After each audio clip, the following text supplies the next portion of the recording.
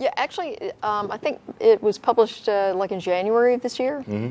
And it has to do with the effect of religious belief on major depression. So the conventional wisdom is that if you are a religious person, that your religious beliefs can in some way buffer, major depressive episodes or prevent them or something like that. And there's been like a lot of mixed results from different studies about this phenomenon. Some of them say, yeah, it helps. Others say, nah, not so much. So this one actually was published in Psychological Medicine, which is a British journal. It involved 7 countries, including the UK, and it included 8,318 participants in there. So it was a large study. And what they did was they did a baseline questionnaire when people entered the study that assessed their religious beliefs. And based on the strength of their religious beliefs, I guess they were characterized as either strong believers or the spiritual, not religious types, or the non-believers. Mm-hmm. And they followed up with these people at 6 and 12 months. And so it was a prospective study, which is a little bit different than a retrospective study where you rely on people's memory of what happened. Right. So this was a prospective study.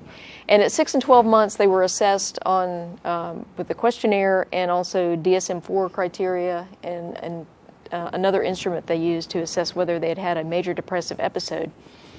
And it turns out that the people who reported being religious were more likely to have had major depressive episodes, and the results were statistically significant. It was something like 10.5% of religious people had experienced a major depression in the last year versus 7% of the non-believers.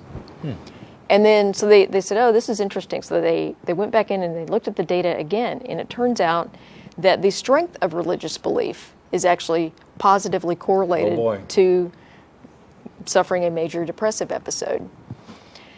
So it would be easy to leap to the conclusion and say, oh, religious belief causes major depression, but that's not what the study says. Mm-hmm. At best, what we can say is that religious belief does not protect you from major depression. Yeah, it's really, I mean, obviously, first of all, not trying to say anything negative about depression. I mean, there are plenty of people who suffer from a number of conditions, including depression, and by all means, get some help. You're not alone, and there are ways to deal with it. Obviously, this study shows that perhaps you shouldn't be relying solely on religion for help if you're experiencing these things. But I wonder, you talked about the seriousness of belief, but I wonder, did they divide it all based on like specific tenets of belief? Like, for example, were fundamentalists less likely or more likely to have depressive episodes, or? I don't think they split it up that way. What they were really looking at, and again, the country that had, I think, the strongest correlation was the UK, where you're unlikely to encounter genuine fundamentalists there. But what they did do was assess the strength of someone's belief, so how much they believed in it, and that's separate from actual church attendance. Okay. So it's kind of a self-reporting thing about how important this is to you. How does it affect your daily life decisions? Et cetera. Yeah, and so when they did that, they came up with assessment, and it basically showed really clearly that the strength of belief is positively correlated with major depression.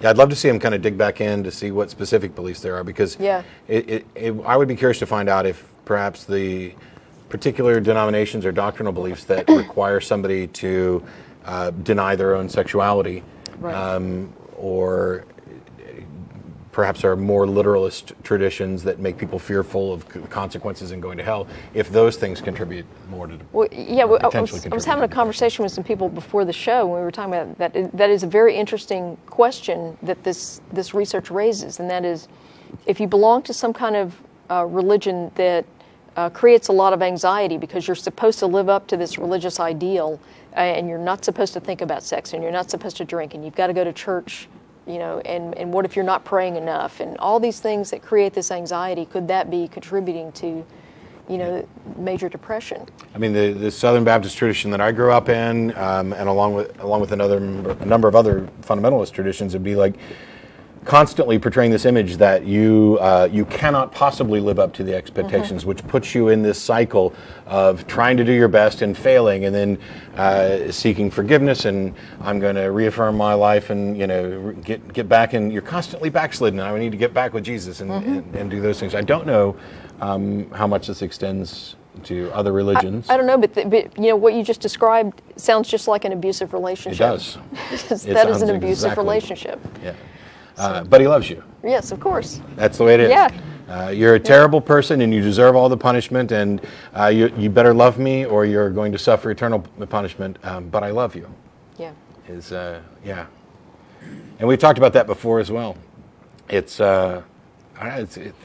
I don't want to oversimplify, and I did a video on my personal YouTube account the other day where I talked about trying not to paint with too broad of a brush. The Explore God movement that's happening here in Austin is an initiative by 350 churches where instead of their Sunday night services, they get together at people's homes and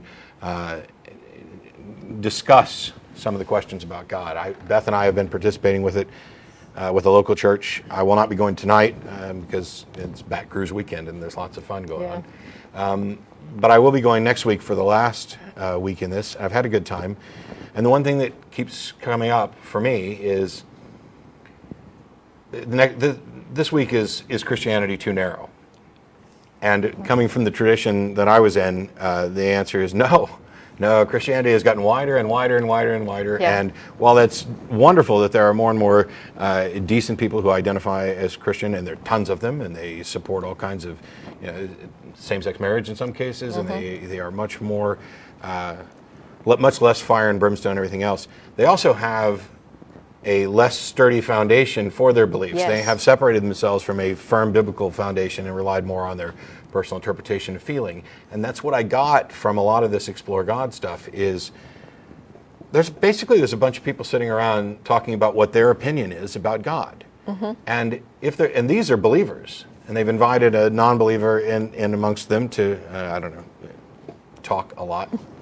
But if there was a God, there should be no need for people to sit around and express what their opinions are about what God wants. It should be clear to everybody, and yet it's not. And that's how we end up with thousands of denominations that all identify with the same label. And so while I'm reluctant to paint with too broad a brush, on occasion I will. And if you have departed in your beliefs from Orthodox Christianity and yet kept the label, for example, it's not my fault if you get some paint on you when we're talking about these issues. And that goes for variations in Muslims. And as soon as Scientology starts having different groups and sects, it'll be true there too.